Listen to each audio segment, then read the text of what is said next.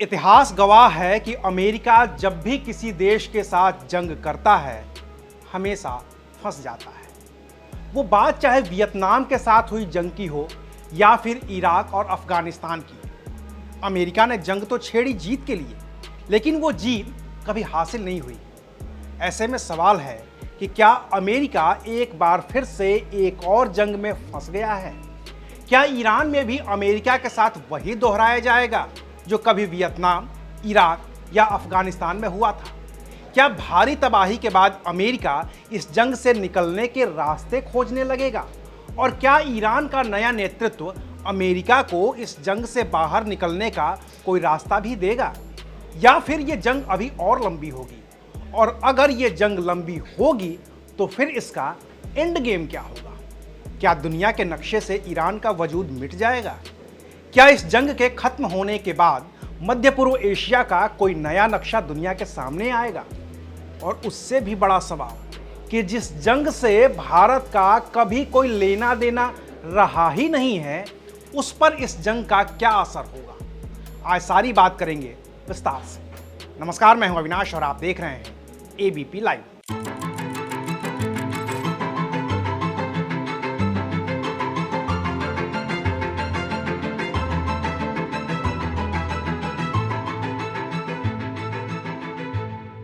दुनिया भर की सेना में अंग्रेजी का एक शब्द प्रचलित है, क्वैगमायर। हिंदी में इसका तर्जुमा होता है दलदल। जंग अक्सर एक ऐसी दलदल साबित होती है जिसमें दुनिया की बड़ी से बड़ी और ताकतवर से ताकतवर सेना भी फंस जाती है। लिहाजा अमेरिका भी इसका अपवाद नहीं है। और अगर इतिहास की बात की जाए तो अमेरिका इकलौता ऐसा देश है जिसे सबसे ज्यादा ऐसी परिस्थितियों से दो चार होना पड़ा है। इसकी शुरुआत वियतनाम में छेड़ी गई जंग से होती है। उत्तरी और दक्षिणी वियतनाम के बीच चल रही जंग में अमेरिका के तत्कालीन राष्ट्रपति रहे लिंडन बी जॉनसन ने अपनी बादशाहत साबित करने के लिए दक्षिणी वियतनाम की जिम्मेदारी खुद के ऊपर ले ली और जंग में उतर गए। उम्मीद थी कि अमेरिका की ताकत के सामने उत्तरी वियतनाम टिक नहीं पाएगा और जंग जल्द खत्म हो जाएगी, लेकिन ऐसा हुआ नहीं। पहले रूस और फिर चीन के सपोर्ट से उत्तरी वियतनाम ने अमेरिकी सेना को नाकों चने चबवा दिए। 2-4 दिन की तैयारी कर जंग में उतरे अमेरिका के सैनिकों की लाशें बिछने लगी। जंग खिंचती गई, अमेरिकी सैनिक मरते गए और जब करीब 58,000 अमेरिकी सैनिकों की लाशें बिछ गईं तो 20 साल के बाद अमेरिकी फौज को वियतनाम से भागना पड़ा। जिस मकसद से अमेरिका ने यह हमला किया था वो भी पूरा नहीं हुआ। अमेरिका के हटते ही दक्षिणी वियतनाम पर उत्तरी वियतनाम का कब्जा हो गया और अमेरिका की पूरी मेहनत पर पानी फिर गया। फिर अफगानिस्तान में भी अमेरिका के साथ यही हुआ। ओसामा बिन लादेन के वर्ल्ड ट्रेड सेंटर पर हमले के बाद जब अमेरिकी सेना अफगानिस्तान में दाखिल हुई तो इकलौता मकसद था तालिबान का खात्मा। यहां भी अमेरिका फंसा रहा। अरबों डॉलर खर्च किए, हजारों अमेरिकी सैनिक मारे गए और 2021 में जब अमेरिका 20 साल की लड़ाई के बाद अपना पूरा साजो सामान समेटकर अपने सैनिकों को लेकर खाली हाथ जंग से बाहर निकला तो कुछ ही दिनों के अंदर तालिबान ने पूरे अफगानिस्तान पर अपना कब्जा कर लिया और आज की तारीख में भी अफगानिस्तान पर तालिबान की ही हुकूमत है। इराक भी अमेरिका के लिए क्वैगमायर ही तो था। सद्दाम हुसैन के खात्मे के लिए साल 2003 में इराक में उतरे अमेरिकी सैनिकों को वहां से निकलने में 8 साल का वक्त लग गया। सद्दाम हुसैन का भले ही खात्मा हो गया, 21 दिनों में ही अमेरिका ने शुरुआती जंग भले ही जीत ली, लेकिन उसके बाद इराक के गृह युद्ध को रोकने की कोशिश में अमेरिकी सैनिक फंसते चले गए। करीब 165 लाख करोड़ रुपए खर्च हुए, 4000 से ज्यादा अमेरिकी सैनिक मारे गए और आखिरकार बिना कुछ हासिल किए 2011 में अमेरिकी सेना इराक से बाहर निकल गई। लेकिन उसके बाद ISIS जैसे खतरनाक आतंकी संगठन और उनके अलग अलग समूह बनते गए जो आज भी अमेरिका के लिए सबसे बड़े खतरों में से एक है। लेकिन अब अमेरिका के लिए एक और क्वैगमायर बनता जा रहा है ईरान, जहां अमेरिका ने सत्ता परिवर्तन के मकसद से हमला किया था कि बस अयातुल्लाह अली खमेनेई को मार दें तो सत्ता बदल जाए और अमेरिका खुद को इस जंग से बाहर निकाले। लेकिन अभी तक ऐसा हो नहीं पाया है।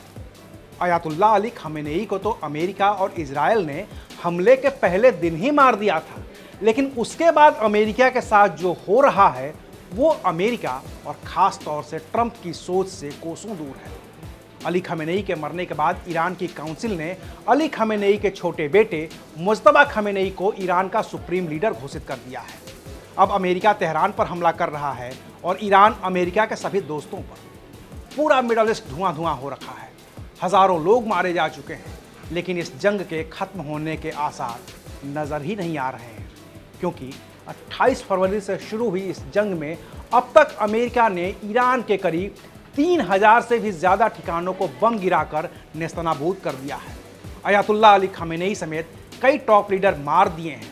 परमाणु ठिकानों से लेकर ऑयल रिफाइनरी और नागरिक रिहाइश तक को अमेरिका ने धुआं धुआं कर रखा है, लेकिन अमेरिका को कुछ खास हासिल हुआ नहीं है, बल्कि उल्टे नुकसान ही उठाना पड़ा है, क्योंकि जवाबी हमला तो ईरान ने भी किया ही है।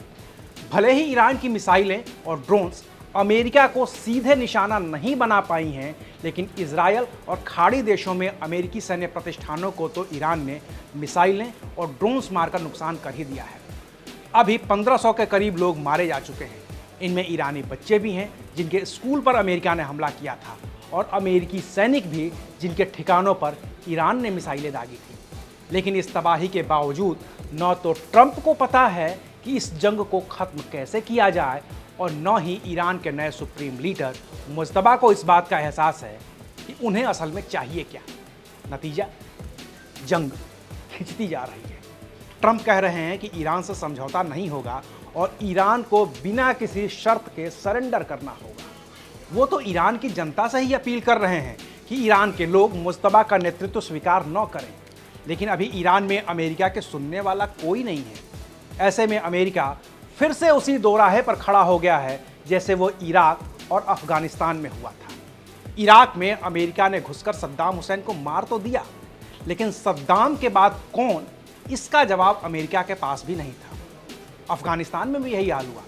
तालिबान के बाद कौन का जवाब अमेरिका के पास नहीं था, तो वो जंग के दलदल में धंसता चला गया। अब ईरान में भी अली खमेनेई के बाद कौन का जवाब अमेरिका के पास नहीं है। कहने को तो ट्रंप ने 28 फरवरी के हमले के बाद ही कहा था कि जब हमारा काम खत्म हो जाएगा तो आप अपनी सरकार की बागडोर अपने हाथ में ले लेना। काम खत्म भी हुआ अमेरिका का, खमेनेई को मार दिया, लेकिन सत्ता नहीं बदली, बल्कि ईरान ने मुज्तबा को कमान देकर ट्रंप के सारे इरादों पर पानी फेर दिया। तो अमेरिका के पास ले देकर इकलौता विकल्प यही बचता है, या तो वो खाली हाथ वापस लौट आए, या फिर वो हवाई हमले में पूरा ईरान तबाह कर दे, जो मुमकिन नहीं है, या फिर वो अपनी सेना को ईरान की ज़मीन पर उतारे, क्योंकि उसके बिना ईरान की IRGC को ख़त्म नहीं किया जा सकता, और जब तक IRGC ख़त्म नहीं होगी ईरान लड़ता रहेगा। मुज्तबा ने भी कमान संभालने के बाद अपने इरादे जाहिर कर ही दिए हैं कि ईरान आखिरी सांस तक लड़ता रहेगा। लेकिन असली मुश्किल यहीं से शुरू होती है, क्योंकि ईरान में ज़मीनी जंग अमेरिका के लिए बेहद महंगी और ख़तरनाक साबित हो सकती है। मुज्तबा के नेतृत्व में ईरान की फ़ौज अमेरिकी सेना का मुकाबला करने के लिए तैयार बैठी है। बाकी तो ईरान की भौगोलिक परिस्थितियाँ इराक या अफगानिस्तान की तुलना में और भी जटिल हैं। अमेरिका अफगानिस्तान की गुफाओं में छिपे तालिबान को तो 20 साल में भी नहीं हरा पाया। फिर ईरान में तो जाग्रोस और अल्बोरस जैसे बड़े बड़े पहाड़ हैं। इन्हीं पहाड़ों के अंदर ईरान ने अपनी मिसाइलें और परमाणु केंद्र छिपा रखे हैं, जहां ज़मीनी जंग लड़ना अमेरिका के लिए आत्मघाती साबित हो सकता है। अमेरिका को अफगानिस्तान में सिर्फ तालिबान से लड़ना था या इराक में सिर्फ सद्दाम से लड़ना था, लेकिन ईरान में तो अमेरिका को ईरान की फ़ौज, IRGC के अलावा हिजबुल्लाह, हूती और इराकी मिलिशिया से भी लड़ना होगा। बाकी अमेरिका ने इस हमले के बाद ईरान की उस जनता को भी एकजुट कर दिया है जो कभी अली खमेनेई के खिलाफ सड़क पर उतरकर प्रदर्शन कर रही थी। अली खमेनेई के मारे जाने के बाद मुज्तबा ने उन प्रदर्शनकारियों को भी इस्लाम की दुहाई देकर, ईरान की दुहाई देकर अपने पाले में कर लिया है। इससे मुज्तबा को अब खुलकर खेलने का, जंग लड़ने का मौका मिल गया है। अब रहा सवाल कि ये जंग और लंबी हुई तो पूरी दुनिया पर और ख़ास तौर से भारत पर इसका असर क्या होगा। तो इस मसले को दो हिस्सों में ठीक से समझने की ज़रूरत है। पहला हिस्सा ये कि जंग लंबी खींची तो ईरान क्या क्या कर सकता है, और दूसरा ये कि ईरान अगर वो फैसले करता है तो उसका असर क्या होगा। तो पहले बात करते हैं कि ईरान क्या क्या कर सकता है। ईरान होर्मुज स्ट्रेट को पूरी तरह से बंद कर सकता है। ईरान बाब-अल मंडेब स्ट्रेट को भी पूरी तरह से बंद कर सकता है।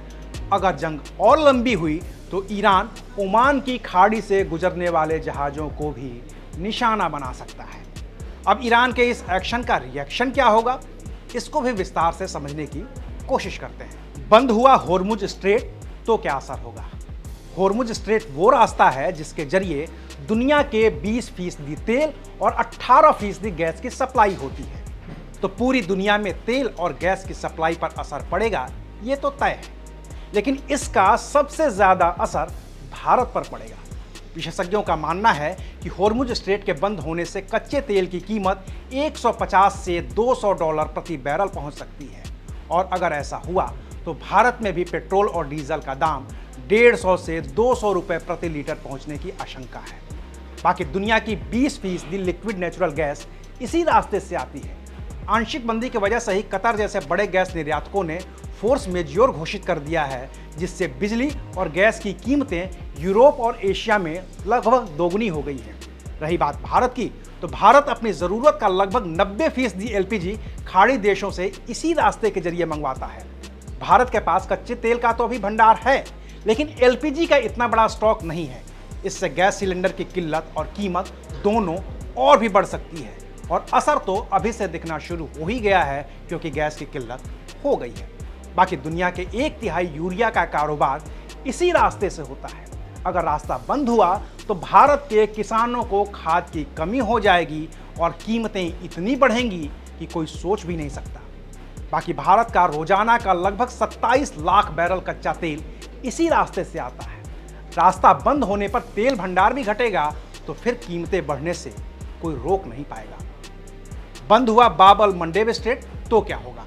लाल सागर और अदन की खाड़ी को जोड़ने वाला एक रास्ता है बाब-अल मंडेब स्ट्रेट। भले ही ये ईरान के कब्जे में नहीं है, लेकिन यहाँ पर हुकूमत ईरान के प्रॉक्सी हूतियों की है।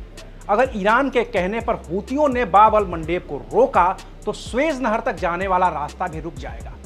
पूरी दुनिया का लगभग 12 से 15% समुद्री कारोबार इसी रास्ते से होता है। 30% कंटेनर ट्रैफिक इसी रास्ते पर है। रास्ते के बंद होने का मतलब ये होगा कि एशिया और यूरोप के बीच का सबसे छोटा रास्ता खत्म हो जाएगा। इससे सबसे ज़्यादा प्रभावित हमारा देश भारत हो सकता है, क्योंकि भारत का $240 अरब से ज़्यादा का निर्यात इसी रास्ते से यूरोप और अमेरिका को जाता है।